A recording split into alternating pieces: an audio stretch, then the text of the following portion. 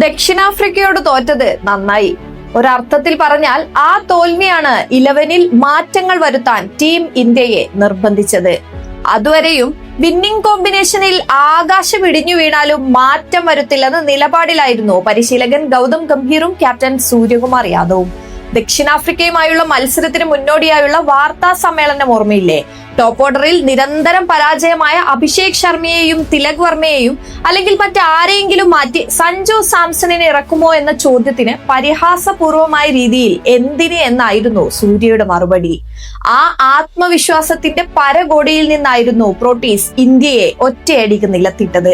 അഹമ്മദാബാദ് സ്റ്റേഡിയത്തിൽ നടന്ന ആ ഹെവി ക്ലാഷിൽ 76 റൺസിനാണ് ഇന്ത്യ തോറ്റു തൊപ്പിയിട്ടത്. അതോടെ നെറ്റ് റൺ റേറ്റ് -3 കൂപ്പുകുത്തി.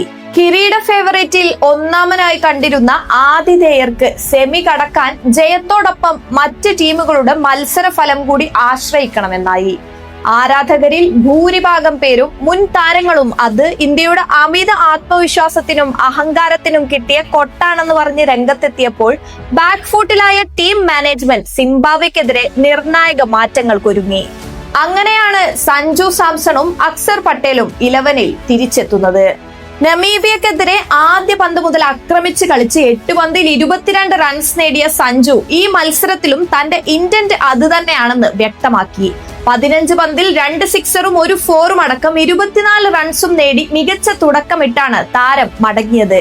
ശേഷം ബാറ്റ് എടുത്തവരെല്ലാം എരിഞ്ഞു കത്തിയപ്പോൾ ഇത് ഒരു റെക്കോർഡ് ടോട്ടലിലേക്കാണ് പോക്ക് എന്നത് വ്യക്തമായി.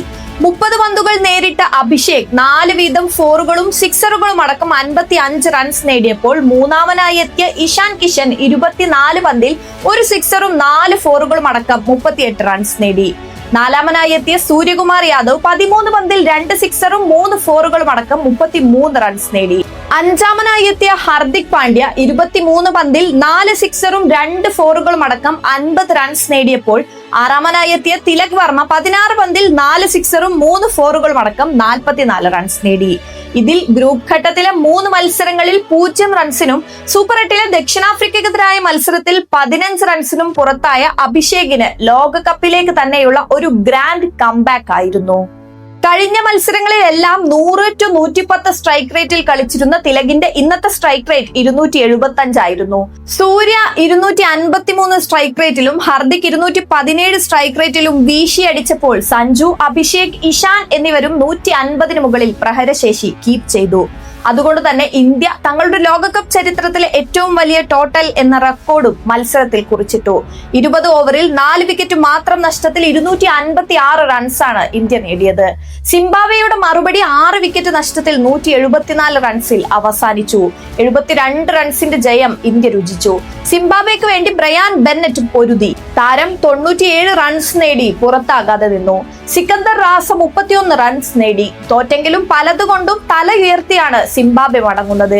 കഴിഞ്ഞ ലോകകപ്പിൽ യോഗ്യത പോലും കിട്ടാതിരുന്ന അവർ ഗ്രൂപ്പ് ഘട്ടത്തിൽ ശ്രീലങ്കയെയും ഓസ്ട്രേലിയയും വരെ തോൽപ്പിച്ച് ഗ്രൂപ്പ് ചാമ്പ്യന്മാരായാണ് എത്തിയത്. വന്നുപെട്ട ഗ്രൂപ്പ് മരണ ഗ്രൂപ്പായി എന്ന് മാത്രം. 22 വയസ്സ് മാത്രം പ്രായമുള്ള ബെന്നറ്റിനും അവിസ്മരണീയമായ സീസണാണിത്. ഈ വിജയത്തോടൊപ്പം ഇന്ത്യക്ക് സന്തോഷം നൽകുന്ന മറ്റൊരു റിസൾട്ടും ഉണ്ടായി. ദക്ഷിണാഫ്രിക്കയോട് വെസ്റ്റ് ഇൻഡീസ് 9 വിക്കറ്റിന് തകർന്നതാണ് അത്.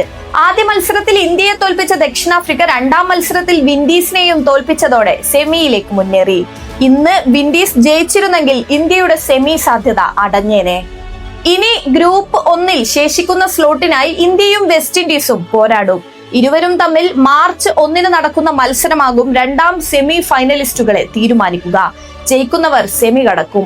മഴ മൂലം കളി നടക്കാതിരുന്നാൽ അത് ഇന്ത്യക്ക് തിരിച്ചടിയാകും. നിലവിൽ 2 പോയിന്റുള്ള ഇരു ടീമുകളിലും നെറ്റ് റൺ റേറ്റിൽ വിൻഡീസ് ആണ് മുന്നിൽ.